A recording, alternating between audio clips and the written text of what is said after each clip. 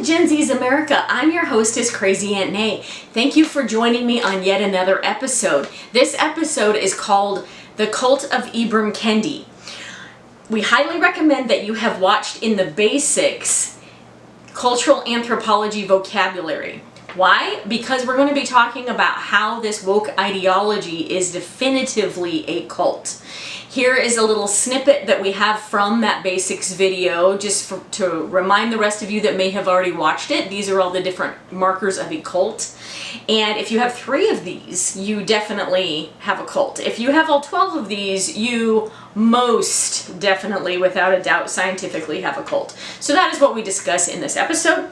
But I wanted to start with this little intro to let you know that in our immaturity in beginning this journey, in this first episode, we filled way too much content to fit into the time zone that we wanted to fit these into. So although I'm putting up the image right now of the cult markers, and we did go through every single one of these in our discussion and our interview, we didn't have time, so we picked the best ones that we felt were the most entertaining as far as the discussion, and those are the ones that you'll be seeing in the following episode. But we did go through all 12. The show is evolving, and I think these early shows are very important, even though we get a little smoother in our content as it goes on, because there is important background and context and some things that you'll hear here that you haven't heard elsewhere out in the discussion yet. So my approach of reviewing these culture divide things from a cultural anthropology perspective, I believe, is pretty unique in this space of talking about these things. So we're going to get on with the show. So enjoy the discussion and learning the background of wokeness and why the cult of Ibram Kendi is a cult. I'm joined today by 2 Gen Z gentlemen who agreed to help me with this episode and join the conversation. So to my immediate right, this is Chia, and then to his right is Combo. Welcome, guys. Thank you. Thank you so much. Thanks for joining me. I'm very excited to begin this journey with you and with you. This episode is called The Cult of Ibram Kendi. I'm going to talk a little bit about the background of what that is, and then I will ask you guys some questions. Okay, does that work? Okay. Do you guys know who Ibram Kendi is? Okay. Have you heard of the work called Anti-Racist? They're doing a lot of trainings that are based on this anti-racist. He wrote a book called Anti-Racist. It's a book. I saw it yesterday at Barnes & Noble. Okay. That's my wife. I was looking Oh, that's funny. So that's this gentleman, Ibram Kendi. It's his work, and it's based on the Black Panthers and White Panthers ideology. These were radical groups in the 60s. The Black Panthers were known as being very tend to be okay with violence and very radical. They're Marxist groups based out of Oakland, by the way. In Oakland? I was about to ask you what the location was. Yeah, but interestingly, when I looked up White Panthers when I was preparing for this show, because I actually hadn't heard of the White Panthers, but they're like, okay, it's the I guess they were trying to say like the other side of the coin or the mirror image of the Black Panthers or whatever, but I looked it up, and sure enough, in the first paragraph, if anyone looks it up on Wikipedia or whatever, it talks about anti-racist, it talks about oppressor versus oppressed, it talks about all of this stuff that we've been hearing the last, half a decade or a little more, and that is in his book. It's all that same ideology. So he basically took that, repackaged it, wrote a book, and spat it out, and call it his cult Bible, because that is what it is. It's the basis of all the rest of it, right? How it's branched out in all these different areas. First, I want to take away any argument that this is not a cult, this ideology. You guys are at least familiar with the ideology I'm talking about, right? The oppressor versus the oppressed, and the this and that. Okay. A cult, if you remember from cultural anthropology vocabulary, is defined as a system of religious veneration and devotion directed towards a particular figure or object. So keep in mind, religion is a form of ideology which can be an object, a set of ideas or ideals, right? So it doesn't necessarily have to be the cult leader. It can be the ideology or the message behind what they're driving, and that could be the basis for the cult. So the elements of a cult include, and so a cult leader who is charismatic. Ibram Kendi is kind of charismatic in an idiotic kind of way, but people listen to him, and he's definitely been a center character in this movement. Authoritarian leadership. The definition is a leadership style where the leaders assert absolute authority and control over subordinates and demand unquestionable obedience from subordinates. What do the leaders of this movement do if you speak out against the cult rhetoric? Get canceled. Cancel culture, that's even what I wrote down. Exactly. I was kind of lost. That's exactly what it is. Yep. So that's an authoritarian leadership style where you don't get to have an opposing opinion, or you get viciously shut down. Us versus them mentality. Oh, this is my favorite. Do you think there's an us versus them mentality? We were just talking about that, right, Combo? 1000%. And what is that? Do you know what that is? We were talking about it when you were off camera. Like saying, like us versus them, I'd assume is like saying like we're right, them over there, like don't listen to them type of thing. Like It's putting people in buckets, in binary buckets. yeah, exactly. You're either this or you're this. You're either black or you're white. You're either Republican or you're Or Democrat. right or wrong. You can't be a libertarian. You can't be independent. You can't be some other thing. Or they're just going to say, well, no, you're in that bucket anyway, right? And they make us versus them, that's it, and they make it really aggressive. That's what we were talking about, right? So if you're a them, they justify it to the point that any behavior towards the them is acceptable, even up to and including violence. I mean, the next step of this Marxist movement is, so like the Cultural Revolution in China, right? That is the next step. And the next step from kind of where we are now with this aggressive tension is someone's going to punch someone, someone's going to shoot someone, something's going to happen, and then it's going to go violent. And that's actually what they want when they create this Marxist movement, because only in that total breakdown of society to the point that you're no longer even talking, or you don't even have politics to try and talk it through and fix it, only in that can sort of the might make right, the strong take over. And of course their plan is that they'll take over and reorder the world how they want it. So the next section says it is difficult for a member to leave the group. So what happens when people leave this group? Have you seen anyone leave the group? If anyone says, nah, I'm not going to do this anymore, and or they speak out about it, like we were talking about, there's a fear of your generation to speak out about things. Why? Why is there a fear? Cancel culture, like you said. So if you speak out against the cult speak, It's easier to just be quiet than argue with someone who's not going to want to talk to you.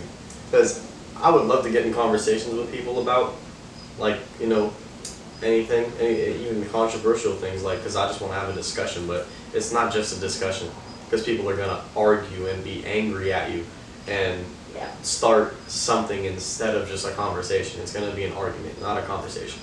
right? It's different. And I can share this with you.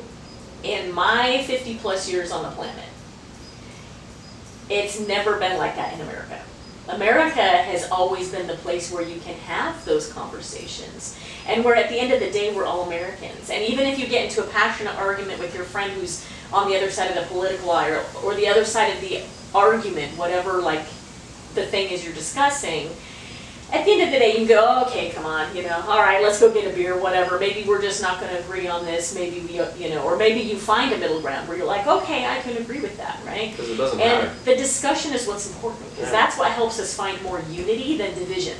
You find out you're way more alike than you are different, especially in America. Because in America, we have values and ideals that actually have always, from the beginning, embraced diversity, and embraced diversity of thought, as well as diversity of culture, as well as diversity of race. And that goes against this message from the cult that you're getting right now.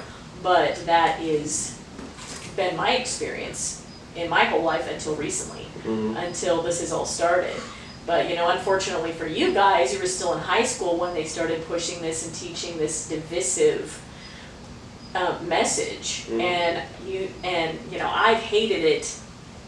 I've hated it from the beginning. You know, being a cultural anthropologist, having my whole background in loving other cultures, loving other people, other languages, fascinated by it, other religions.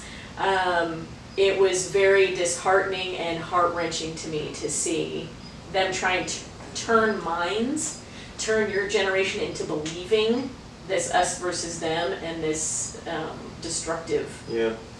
thing. It even got to high schoolers. In high school, like, kids couldn't even vote yet. Like, you're not even 18. You can't even go vote, bro.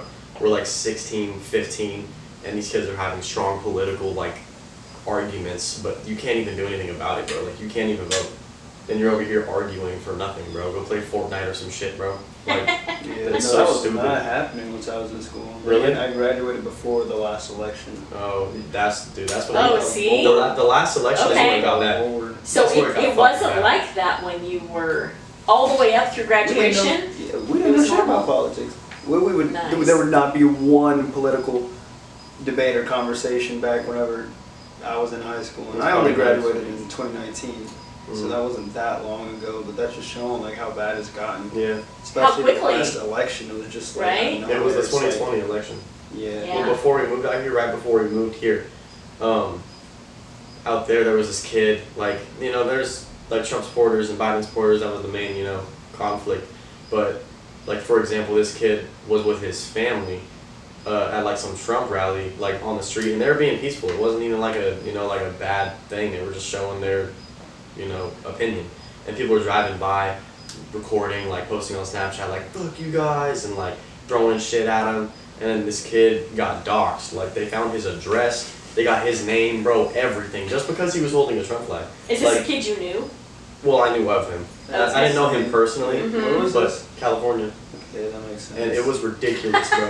Yeah. Okay, No, that it makes was sense. insane. Because if it was the other way around, it wouldn't have happened. Like, no, like, they're not gonna dox someone for holding a Biden flag, you know what I mean? Like, But how much press would that have gotten if Trump supporters would have been spinning on the Biden supporter versus the other way around? it's just, that would have been insane. It would have been on the news, it would have been everybody's racist, it People would are have saying they're gonna been... go to his house. They're like, we're gonna go to your house, bro. And like, we're gonna vandalize that shit because you're racist. It's crazy, man. Yes. Like, and that kid can't even vote, bro. So all of that aggression and threatening for What? nothing. Like, Yeah. What? That's right. bro, like, I would have stayed home if I was him. So how difficult is it for a member to leave the group? Pretty difficult, right? Okay, that's 6. We only have a couple more of these. That's 6. That is 6 check boxes towards this is a cult. All right, so sexual exploitation of members. Do you think that's happening? It happens a lot. That's like, They're in Everything. this particular movement, though. So you've seen all these school board situations and all the books. I've personally seen the books that elementary school kids can get a hold of, and it's porn. It's straight up porn. I mean, you might as well just give them a penthouse, you know? Like, yeah, and this, you know, this whole argument with, yeah, seriously. bro. Okay, so back in my day, I don't know if they say it still, you guys can tell me, but back in my day, guys would laugh and say, oh, I only read it for the articles, because no, there's really good articles and it has literary value, right? Like, that was the joke, right? So now, some of these activist teachers are saying, oh, well, you can't just take 2 or 3 sentences out of a book, and you have to look at it in context, you have to read the whole book for its literary value. Totally reminds me of that penthouse argument. Like, yeah, okay, you know, if there's fisting in the book, I don't think 6th graders need to read about Yeah, it, like, I right? need to see that. Regardless of the context. And it's available to not just high school kids, they also try and make the argument about high school kids only.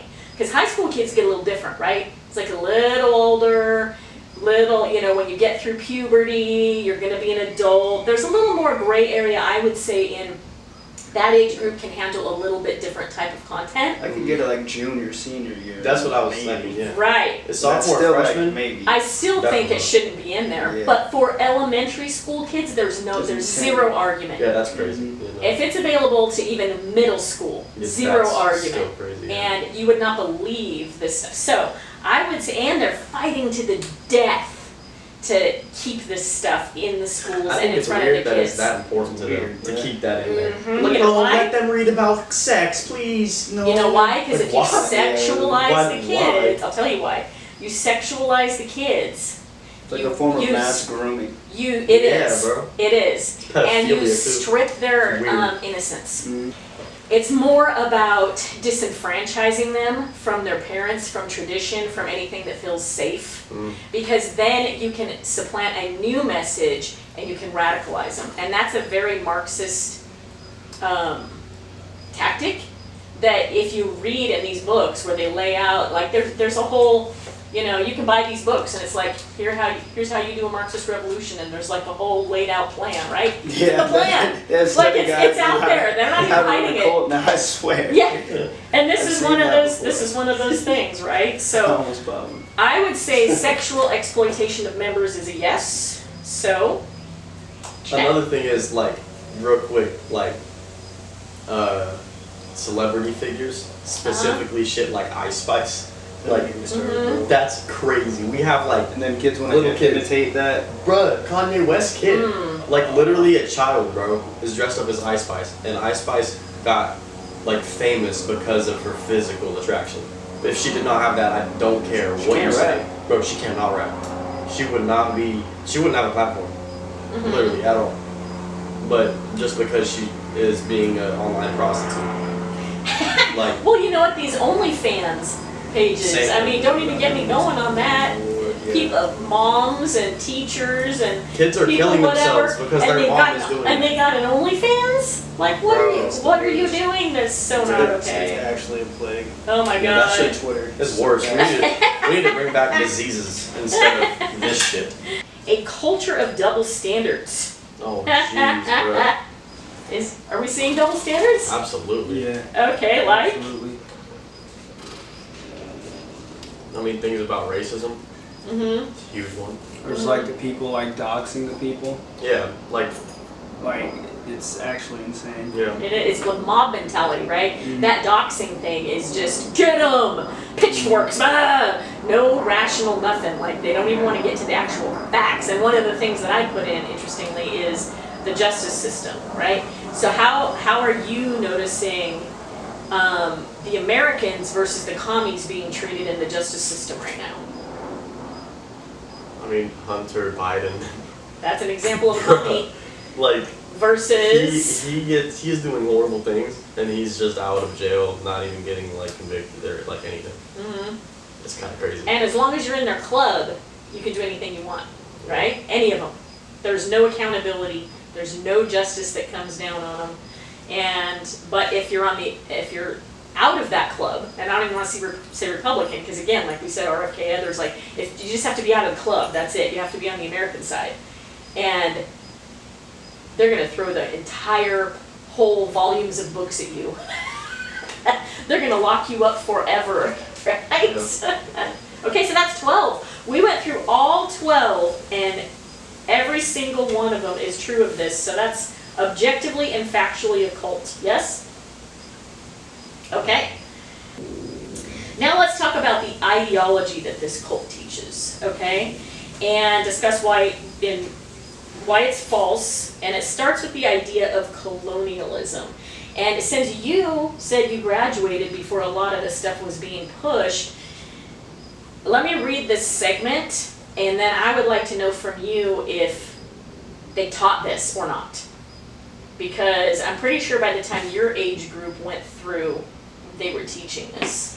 And I know for certain that there is a teacher at Dunedin High School who teaches this thing verbatim. I'm not going to say his name because I don't want to give any clicks to that weirdo.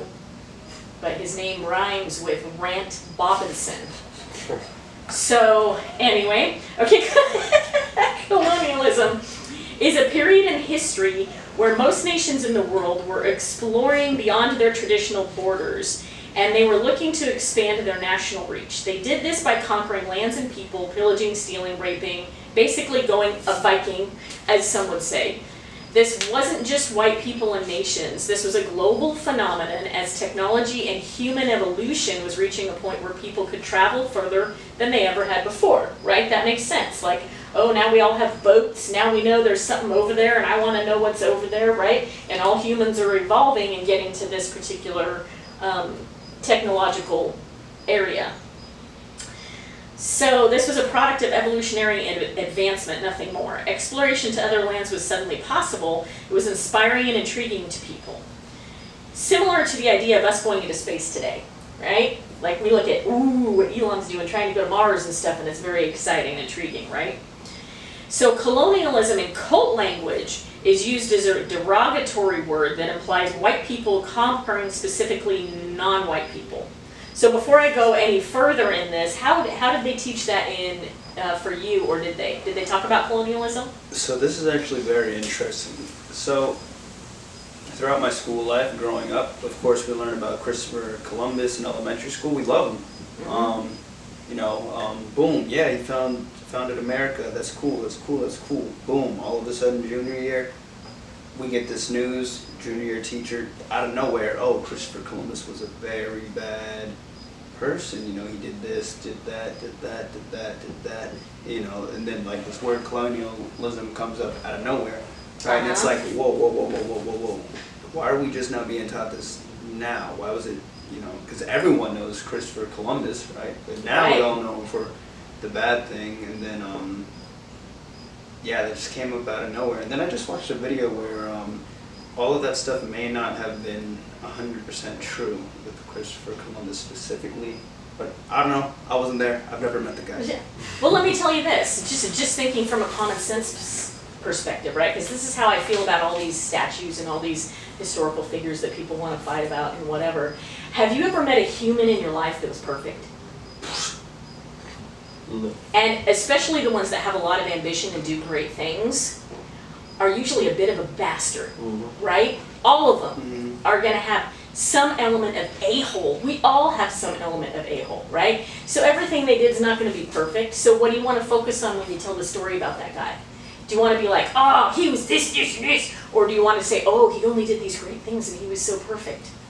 I like it when they tell the story in the middle, like a human, right? Like, he was pretty much a bastard, but he found America. That's cool, right?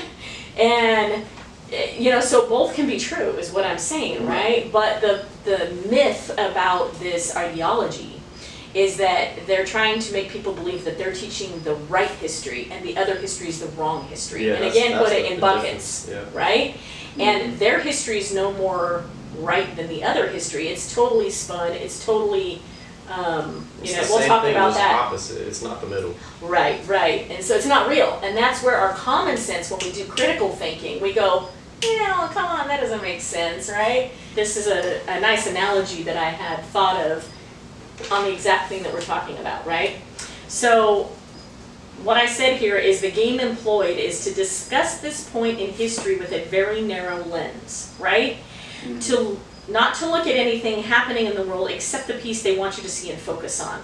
It's like studying the vast ecosystem of a rainforest by only looking through binoculars at two types of birds, and that's all you see, right? As you use this limited view to draw wild conclusions about the rest of the rainforest. So, and that's not going to be an accurate way to study history, right? Whether you're on either extreme. Extremes be bad. Let's get back to the middle people. This is why people call this cult teaching indoctrination. You hear people fighting about, oh, we're not indoctrinating anybody, Rand Robinson, blah, blah, we're not indoctrinating anybody. So, but this is what they do, right? They specifically are overly narrow, or they skew it, or they twist it, or it's a little bit right of center, and those types of things. And that is how they indoctrinate you. I think there's a verse in the Bible, okay, I don't know my Bible that great, but there's a saying that Satan will tell you 1,000 truths to get you to believe one lie. And that is so true. And that is so indicative of this movement, right? So they'll spew facts and they'll spew truths and all these different things, and they'll sound very smart and very authoritative. And then they do all that just so they can slip in this one line that you don't question. Yeah, then you believe them. And then you totally believe it. That's right. So that's the trick. Don't be tricked. Yeah. Don't be duped. Because there's like a lot of people that would try to say like, you can't be racist to someone who's white, which is just, that statement's racist. Like, yes. Because you're excluding a whole race. Like, not that I'm saying I want to be, like, have racism come at me. Like, that's not what I'm saying. Like, it's just like, that's stupid to say. Like, bro, growing up in California, like, not a whole lot of white people in that town. Like, you know how many times I heard gringo or some shit, or like been made fun of because I'm not Mexican? Like, that's literally racism, bro. It is. And you're saying like that can't happen to me because I'm white? That makes zero sense, bro. You ever had racism come directly, be directed to you out in public? Yeah, definitely. We were on the bus in Vegas, and I was with. Oh wait, no, my friend Devin wasn't there. Devin was in the hotel. He was sleeping, but it was me and a couple other people, and then this dude gets on the bus, and he definitely is tweaked out, like on some drugs or something. And he's just like yelling, he's being aggressive, he's like throwing shit on the ground, he's like telling everyone to shut the fuck up, and no one's even talking. Like, and then he starts talking to someone who was right next to me, who was white, and he's like, "You fucking cracker, like don't ever look over here," because like he kind of looked back like, what the fuck's even happening behind me? And then he's like, "Fucking crackers, looking stupid, don't fucking look back here," and shit like that. Like, that's like racist. How did that make you feel? I was just like, what the fuck? Like, I mean, it wasn't at me, but still, I was still like, it's unnecessary. Like, could have just been like, "Hey, dumbass, don't look back here." Like, did you feel like you could speak out against that? I mean, not in the moment. I didn't feel like it'd be like necessary. Like, what would have happened if he was being aggressive as fuck? I'm not gonna risk like getting into an altercation like over some shit I could just literally brush off. Like, it's not that deep. If someone calls me some shit like that, I'm not gonna like beat your ass because of it. I don't let it get to me like that. Like, I don't think it's that. Right. Yet that still is racism. I mean, yeah. I mean, yeah. I know that's one of the things in this ideology that they teach, is that only white people can be racist. Yeah, that's what I wanted to say. And that you can't be racist at a white person. Yeah. What kind of shit is that? Yeah, okay, yeah, let's talk about... And when you try to argue that, though, they're like, "Oh, well, wait, like, you want to be a part of one of us," like, because they say oppress or oppressor. They're like, they literally say you can't oppress the oppressor. Like, bro, I'm not being racist to anyone. Like, how am I an oppressor? I'm not fucking oppressing you. Like, I'm not out here being racist. Exactly. How am I an oppressor? I don't understand that shit. So let me read you a couple quotes Unless from they have a Kendi, different definition. I don't know. Since you guys hadn't heard of Ibram Kendi, right? Do you know the English rule about defining words that you can't use the word in the definition? Have you heard that? When you were growing up in school? What is it? If someone says define a word, you can't use the word to define that word. If you, like right? Like, if you said, yeah, I can't be like, it's like It's like right. Okay, yeah, I get it. Okay, right? Okay. So I was looking for this video clip. I couldn't find it, but I found the quote. This guy was asked what his definition of racism is in this national forum, like, debate type of thing or whatever. Here's what this clown said. "Racism is a marriage of racist policies and racist ideas that produces and normalizes racial inequities." What the fuck?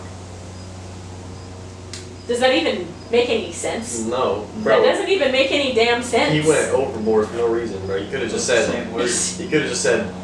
being rude to someone because of their color. Here's another That's quote. racism. Like, I don't know what that even meant. Here's another one of his quotes. "The only remedy to racist discrimination is anti-racist discrimination. The only remedy to past discrimination is present discrimination. The only remedy to present discrimination is future discrimination." Huh? Yeah, okay. Anytime you do that, you know you're being mind-fucked, right? You immediately know, like, what kind of cold, weird, hippie shit is this? Like, just reject it right there. He Because just plugged his book. those are direct quotes, out of his book. He plugged it, he's like, the only answer is my book.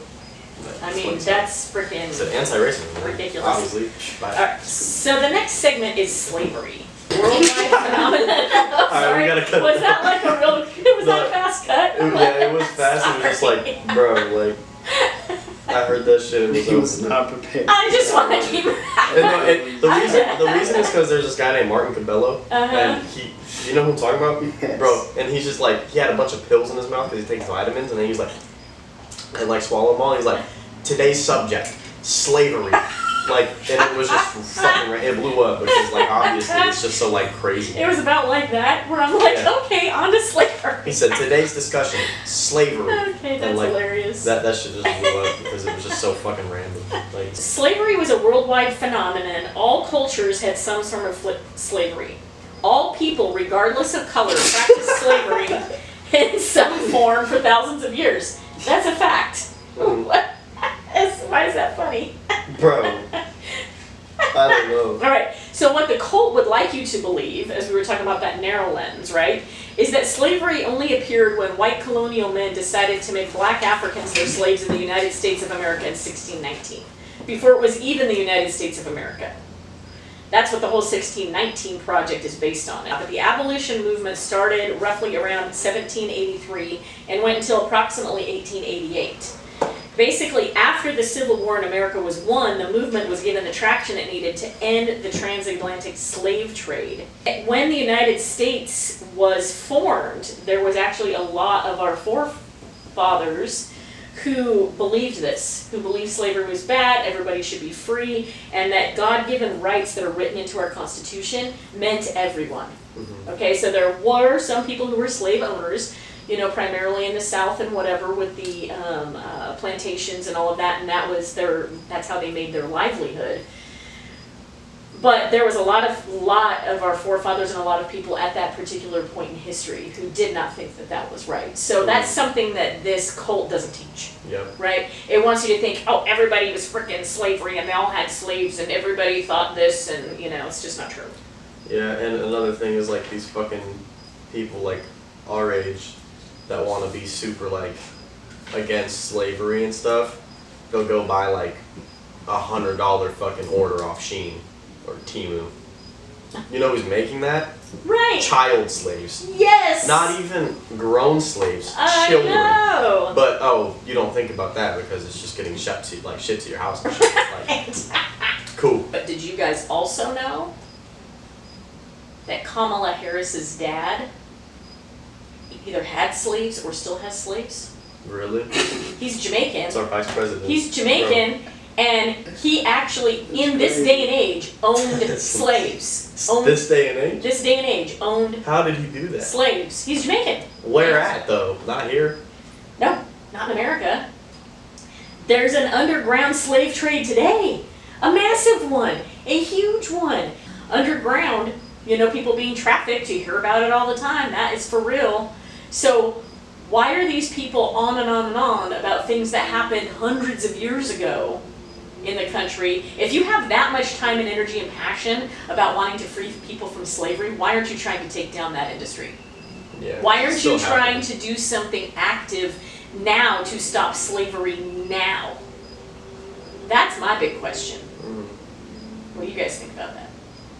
I mean, like, I think it's okay to acknowledge what happened. It's not like we should try to hide it. Right. Like, slavery happened, yeah, it was bad. Okay, we acknowledge that, cool. It's not happening anymore in America, let's move on to something more productive. Like, slavery in other countries. Like, bro, China, massive child labor. Yeah. They're getting pennies for like a day. And it's like Yeah. ridiculous to make your Shein order, by the way. Okay, have you ever heard the phrase, race is a social construct? Did you ever hear that in school? Race is a social construct. Uh-huh. You ever heard that phrase? I've heard that phrase before. Do you remember when you first heard it? At what age? Elementary school. Really? That Yeah. far back? Whoa. What about you? I don't know. Have you ever heard that phrase? I mean, yeah, but I don't remember like the first time I heard it. Oh. I can't. Has it been a bulk of your life, do you think? Definitely. Yeah. Okay, I mean, wow, like, it's that's always been terrible. kind of a thing. Well, you know what? This is the biggest pile of bullshit that gets me all fired up, and let me tell you why. Anthropologists can identify the race of a Homo sapien as well as age and sex from bones. If it was a social construct, how come there are physical structural identifiers of people's bones? Very good point. Okay, then we have oppressor versus oppressed. You were talking about that, right? Do you know what the actual definition is? Oppressor is to crush or burden by abuse of power or authority. Okay. Oppressed is burdened by abuse of power or authority. So exactly what you're It's saying. like a king, like oppressing his peasants. Right. Mm-hmm. So it's authority based. What do you think this is an example of? Us versus them. Oh, that one. Oppressor versus oppressed. How much more us versus them can you get, right? Yeah. Oppression, to go back to the critical thinking middle, right? Oppression requires an action, does it not? You have to do something to oppress somebody. Like the definition quite literally. Yes, right? Exactly. So to just say someone is an oppressor or that someone is oppressed, because I think the flip of that's racist too. You hear people talk about this, where, you know, if you're black, that means you're oppressed all the time. No matter what you do, you're just a victim. You're just oppressed all the time. You can never get out of that bucket. That's pretty freaking racist too, right? Like what? I'm sorry, I don't feel oppressed today. I think I'm gonna go make some money. I think people should be more focused on making some fucking money than any of this shit, honestly. Exactly. Let's see. White privilege. You guys have heard that term, right? I love it. You love white privilege? Yeah. Do you enjoy your white privilege? I love it. Have you ever seen the like group things that they do on the white privilege, where they line all these people up at one end of like a field, and then they ask them questions, and they say, take a step forward if your parents are still together. Take a step forward if you ever went to private school. Take a step forward if both your parents graduated from college. Take a step forward if, and they have all these arbitrary things, right? And they just keep going and going. The point of the exercise is at the end, they expect all the white people to be, 20 steps ahead while all the black people are still on the line. And then they can pronounce, see, this is white privilege, right? Because you have all these things. No one would have any steps forward. Well, it's dumb, especially this day and age, and all the mixed race and everything else we have. Like, it's just stupid. But I did it against me and Henry Rogers here, because after I was reading his background, I'm like, bro, he's way more privileged than I ever was growing up. Literally, yeah. So, I grew up really poor. We were on assistance. I never went to private school. Neither of my parents graduated from college. My mother did much later in life, after I was already graduated from college and had a family of my own. She went back, and became a teacher.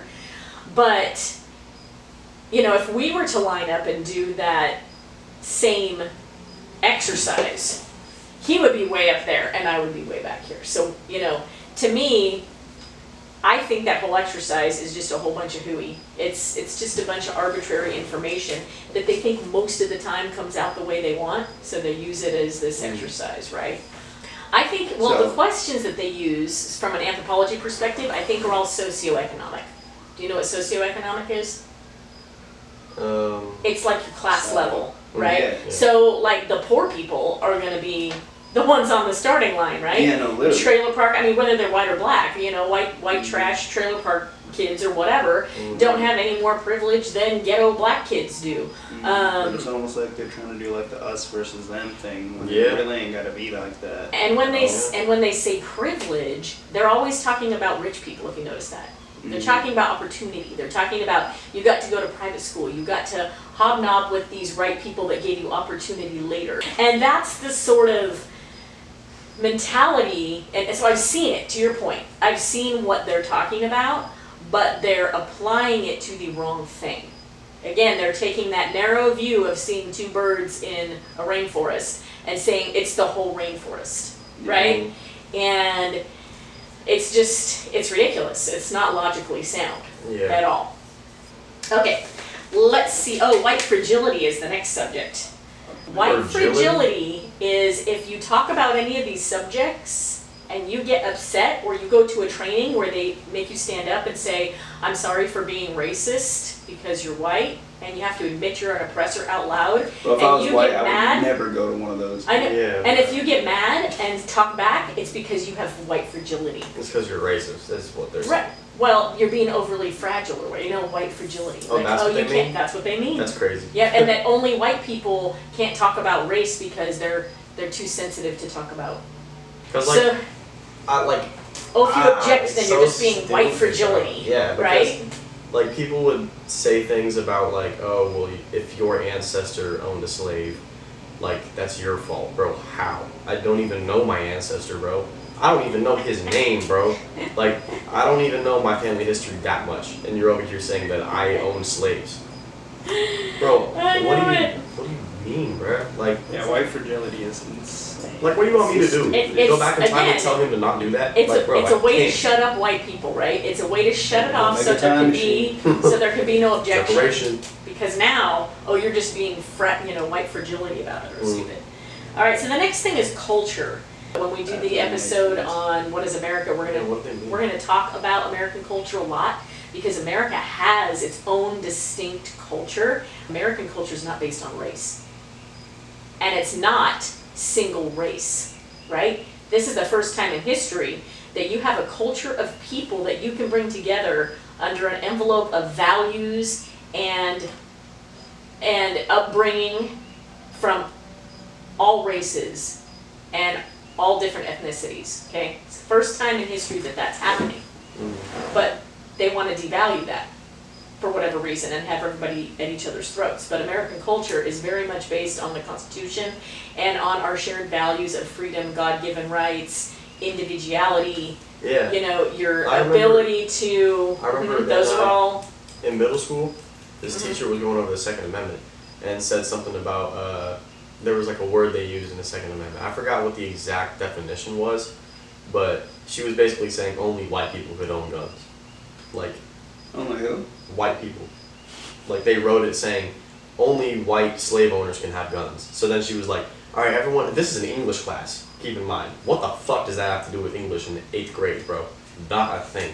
But anyway, she was like, if you're white, raise your hand or whatever. And then, like, we all like... No, your schools were Bro, different. yeah, bro. No, it was crazy. And my friend raised his hand, and he's mixed.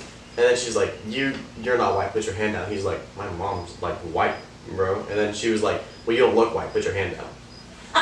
No, your schools were Bro, different. what the fuck is Wait, that? What year did you graduate? 2022. Yeah. And she said, She must have Eric, changed. That's since I racist. graduated bro, or she something. said, you need to raise your hand up higher to me. And I was like, wow. Like, she's like, okay, so everyone who has their hands up, which was probably like 2 people in the class of 30, because it was California, Woodland, California, and she's like, you guys can own guns, but no one else can. Isn't that like not cool, bro? What are you talking Wait, what about? is she talking Bro, about? English class. okay, that's indoctrination. English That's an class. example of indoctrination Dude, your that school's people... different. No, bro. People That like was, like, Grant one of the Robinson normal want to say it isn't happening, but that's an example from your English class where Yeah. that literally happened. Mhm. So, Is that like a California, or maybe it was like a year thing? Bro, I don't think that was part of the curriculum, bro. Like, she probably just got special orders from the government. Like, where did you go to high school? Scambia High School in Pensacola, Florida. Okay. Because it's interesting to me that you weren't receiving the same kind of stuff as he was. You guys are, Damn. you're a little bit older than he is, but not by a lot. but when I And was in middle school and that shit was happening, you were in school for It's- sure. Like, you were still in school. So it's like, it's a stark difference. Same But if year. that shit happened at my school, like, my class would not give a fuck about what the teachers are saying, bro. We would just start laughing if they said some shit like that. yeah. But they never said anything like that, because they already know. Maybe it's like a Florida, California I thing. think it's a very Because then different. once you moved over here, did you get that like your last couple years Bro, no. of high school? Not like that, at least. Yeah. There was other things. But, like, I remember in that You know class, California's fucked. bro, they're just, Yeah, they're just yeah. fucked. But also remember, the Black Panthers and the White Panthers came out of Oakland, California. So the ideology started there, rooted there, and has grown from there. Bro, they were dividing us in the same English class. I remember now, there was this debate subject, and it was about police.